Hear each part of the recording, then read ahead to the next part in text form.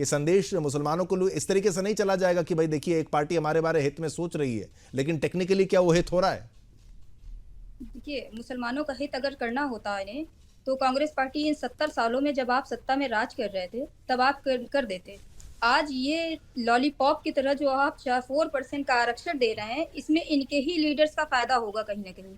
ये कांग्रेसी लीडर्स को लाभ पहुंचाने के लिए, अपने लोगों को लाभ पहुंचाने के लिए, अपने बड़े कॉन्ट्रैक्टर्स को लाभ पहुंचाने के लिए ऐसी 4% का आरक्षण दिया जा रहा है इनके द्वारा, जो कि देश हित में, जनहित में सही नहीं है। क्योंकि जो भी एलिजिबिलिटी के आधार पे अगर टेस्ट के हिसाब से खरा उतरता है, तो वो देश के लिए काम करेगा, सही इंसान होगा, सही कॉन्ट्रैक्टर होगा। आप क्या देना चाह रहे हैं देश को? जो 70 साल में आपने दिया, वही फिर कर्नाटका को आप उसी रुख पे मोड़े जा रहे हैं।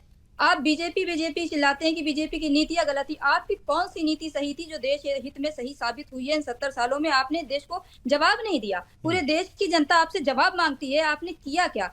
आज 10 सालों में आप कह रहे हैं कि हम आएंगे तो सुधार देंगे, हम आएंगे तो ये चीजें ठीक कर देंगे। आपने मोदी सरकार की नीतियां देखी है। मैं ये नहीं कह रही कि मैं किसी का फेवर करती हूँ, मैं एक एडवोकेट हूँ। मैं सिर्फ सोशल हित में जो चीजें हैं उचित लगती है मुझे, मैं वही बोलती हूँ। मैंने यही देखा है कि 10 सालों में अगर मोदी सरकार की कोई भी पॉलिसीज आई है, कोई भी नीतियां आई है, तो मुस्लिम, हिंदू, सिख, ईसाई सबको बराबर आई है। बच्चियों के लिए अगर स्कॉलरशिप आई है, तो मदरसों में भी बराबर की स्कॉलरशिप आई है और स्कूलों में भी बराबर की स्कॉलरशिप आई है। आपने अगर दे दिया, तो आप कहीं ना कहीं खुद बेनिफिट लेना चाह रहे हैं और पूरे देश में ये दिखाना चाह रहे हैं कि मुस्लिम वोट बैंक हमारा स्ट्रांग हो जाए। वोट बैंक साधने के लिए ये लालच जो है, वोट बैंक साधने के लिए। ठीक है अमित जी, जवाब वोट बैंक का लालच। देखिए आंध्र प्रदेश का मुद्दा तो कंटिन्यूटी में था, लेकिन ये तो कुछ नया है। नहीं, शाहिद जी का जवाब दे दूं।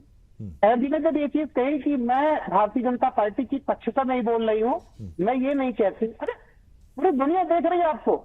आपने नहीं कहा जो कांग्रेस ने 70 साल में IITs और MNITs बनाए, आप एक अधिवक्ता होने के नाते जब उनको लीज पर दिया गया और उसमें पूरे देश के लोगों के जो गरीब बच्चे थे उनको शिक्षा से वंचित किया गया, आपने सुप्रीम कोर्ट में कोई हलफनामा दिया, कोई आपने अपील लड़ाई? नहीं ना। मैडम ये मत कहिए कि आप भारतीय जनता पार्टी के पक्ष से नहीं बोलती। आप कहिए ना कि जो MNITs और IIT 70 साल में बनी थी, वो लीज पर उठा दी गई, उनकी फीस को 700% बढ़ा दिया गया।